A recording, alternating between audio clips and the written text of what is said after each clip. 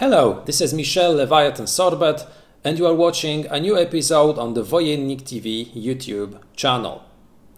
Today I would like to show you a game that I have received some time ago, a game funded thanks to a successful Kickstarter campaign, a re-implementation, a re-edition of a title that I have already presented on our YouTube channel. So why should I show you a game that I have already shown you before? Because it's a second edition, because it is slightly different from the first one, and because I love this system, I would like to introduce it once more to all of you, this time also in English. This title is called HEXplore, The Valley of the Dead King. It's the first part in a trilogy, because the second part of this game, HEXplore, The Forests of Adrimon, was also published at the same time as the second edition of The Valley of the Dead King, and the third part, Sands of Sharax, will be released in 2020. This game is a cooperative hero building game in which 1 to 6 players will try to defeat the Dead King, trying to overcome all the living in his own valley. During gameplay we will be fighting some enemies, finding magical places, visiting cities, shrines, etc. So it will be an adventure, a real adventure. The game, as I said earlier, was published thanks to a successful Kickstarter campaign, and the first edition was published back in 2017. Since then, a new campaign had been launched. The goal was to acquire $28,000. Finally, the campaign ended with a whopping $281,000. So it was an immense success, a great success, and thanks to this funding, the first edition of The Valley of the Dead King was to be once more released in the second edition. So this is the second edition. Some changes were made, and I will talk about them in another video, because I would like to show you both editions and to compare what is enclosed in the box and what changed from first edition to the second. The game was published by Mariucci J Designs, a company run by Jonathan Mariucci, who is one of the 3 designers of this title. The 2 others are Kat Kimundri and Nathan Laws. The game is to be played by players from 14 years old up, and the time of play is from 60 to 180 minutes. It's rather closer to the second value, so it's most frequently 3 hours, not 60 minutes. How this game looks, how the components enclosed in this great box look, let's try it. Let's check it out right now. Here is the box of HEXplore, The Valley of the Dead King in all its glory. The box cover, the art on the box cover was the same in the first edition, and I am glad that it was not changed, because it's a very climatic, a very pretty one, with a nicely presented logo, which was absent in the first edition, but it's absolutely a good idea, because now we have the second volume in the HEXplore saga, so the information that here we have the Valley of the Dead King is a good idea. The second side of the box, we receive first of all some closer look at the components enclosed in the box, a list of those components, and a short information of how this game plays, what it is about. But instead of talking about it, I will just show you the components. The first thing that we receive is a small poster, a small information with the Valley of the Dead King. The information that here it's the volume 1 of the HEXplore universe, and then we receive also a short information about the second volume in the HEXplore saga. It's The Forests of Adrimon, which I will be showing you shortly on our YouTube channel in another video. Then we receive the tiles used in the game, because in HEXplore you will be constructing your own world in which you will be facing the dead king. So the tiles are, as you can see, not classic ones because in most games we receive just hexes or tiles of standard sizes. Here we have tiles of different shapes. Thanks to it, the maps constructed in HEXplore will be quite unique. As you can see, very pretty hexes with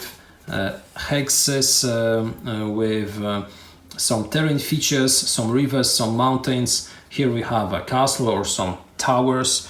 The red places are places where we will be encountering bosses, where we will be fighting monsters. The white spots will be the spots where cities are located, and those are also the objectives of the Dead King. We will have to protect them. Those tiles, as you can see, are of great quality, quite thick, very sturdy. Not thick, sturdy. Then we also have some water spaces, so we will have to travel through water in order to fight some of the bosses, etc, etc. As you can see, many tiles, many shapes, and quite a climatic and unique artwork on them. We have also some green spaces or blue spaces. Those will be shrines or runes. And each of those spaces will have their own unique influence on gameplay. We have also some tiles used in order to stock cards, in order to stock circumstances cards or quests, which will be completed by the team, by the band, in order to receive some benefits. And those benefits will at most times be gold, and also power-up cards, which will be enabling us to improve our own characters. Those characters, those persons, will be composed of two different elements. First of all, of a race card, and then of a playing board comprising our own profession. First of all, the storybook.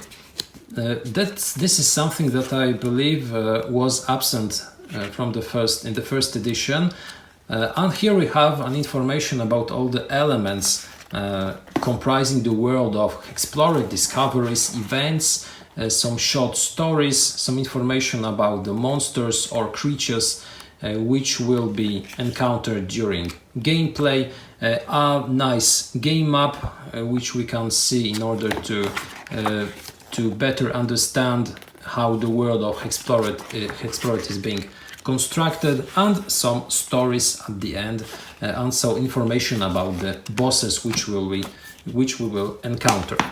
As I said earlier, we receive some tiles. So here are a few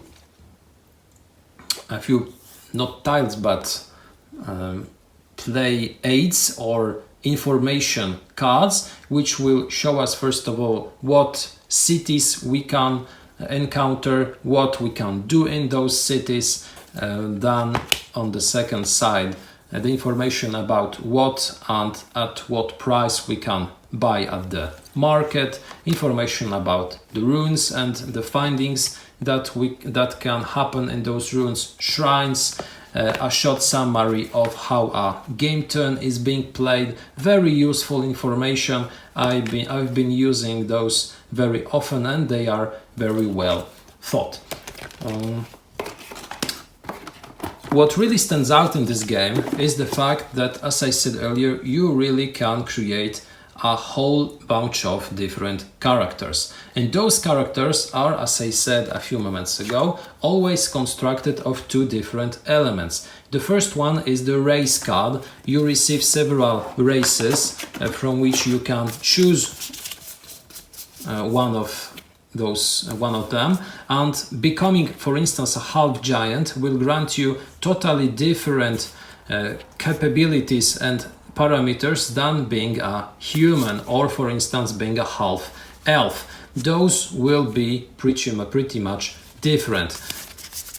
Furthermore, each player will also choose or receive a random profession, for instance, the priest or the sorcerer or the scoundrel. As you can see, those professions differ one from another because of different parameters, because of special capabilities, special abilities.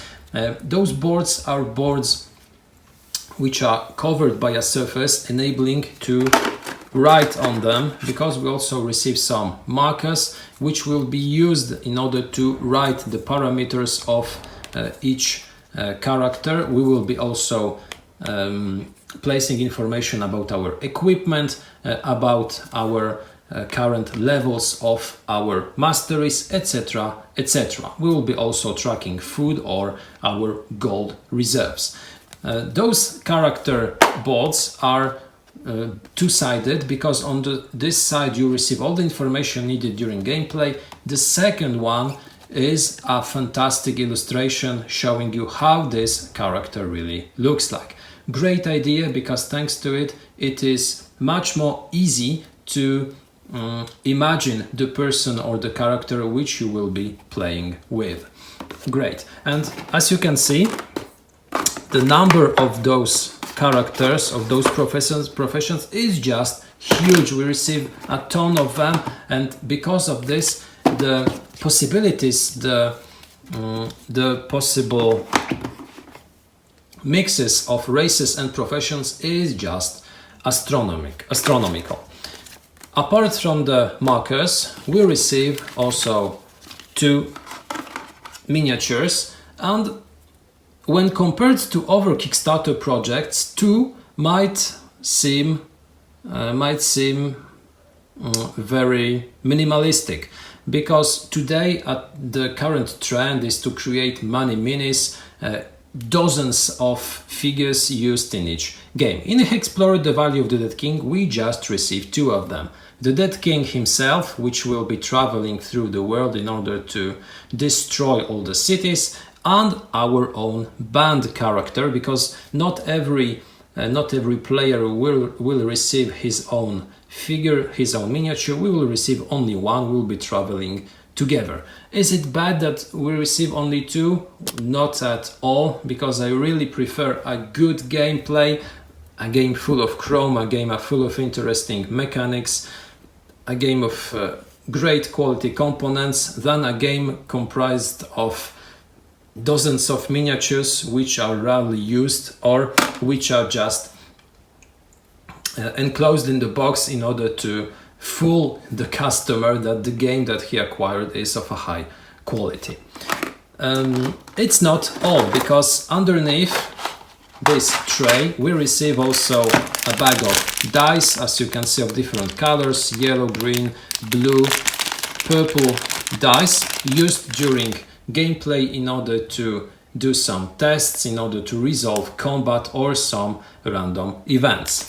And then we also receive 3 decks of cards. So we will receive quest cards, circumstance cards, power-up cards, each of them of a high quality, each of them which will be used during gameplay, which will be drawn, sometimes randomly resolved. They will describe some adventures that our group will encounter during gameplay. We also receive a short information where to find new cards, where to find the current living rules. That's a nice thing added by the designer, by the publisher, because thanks to it you can be updated instantly just looking at this page. What is also really nice is that I remember that when the first edition was published, some new cards were often added to the HEXplore site, so persons which want to upgrade their set, which want additional cards, can just upload them and then use them during their own plays. As you can see, 3 decks, because the third one is also a power-up deck, in which we will receive some bonuses added to our characters. We will receive some treasures, we will receive some bonuses to our characteristics, to our parameters. Thanks to those cards, we will be able to upgrade our character in order to become stronger and much more efficient during gameplay. And those are pretty much all the elements enclosed in the box of HEXplore, the Valley of the Dead King 2nd edition. Let's pass to a quick summary. Looking through all the components enclosed in the box of the 2nd edition of HEXplore, the Valley of the Dead King was just pleasure. I love this game, I love this series, I love the setting, I love the theme, and I like very much the components, which are of such a high quality that it's just pleasant, it's great to look at them. Those components are not only pretty, they are also very functional. I know it because I have played this game and I'm thrilled to replay it once more. Valley of the Dead King is the first edition of, it's the first opus in the series, so shortly I will show you also the Forests of Adrimon, but before it I will show you also the expansion for the Valley of the Dead King, because now this game also has an expansion. As you might have seen, we do not find any elements concerning the Dead King in this box, apart the Dead King tile and miniature, but all the elements which enabled the players to also play the Dead King were enclosed in the 1st edition box. Now they are put into the expansion box, and I will be showing you this box very shortly on our YouTube channel. So that's it when it comes to HEXplore, the Valley of the Dead King. Now on to the rules. I will refresh them, and then my first adventure. I am certain I will be playing it with a great pleasure. That was HEXplore, the Valley of the Dead King, the 2nd edition. Thank you very much for watching this video. Check out our other materials. We have some reviews, we have some unboxings and top 10s. I hope you have a great day, have a nice weekend, have a nice day. Bye.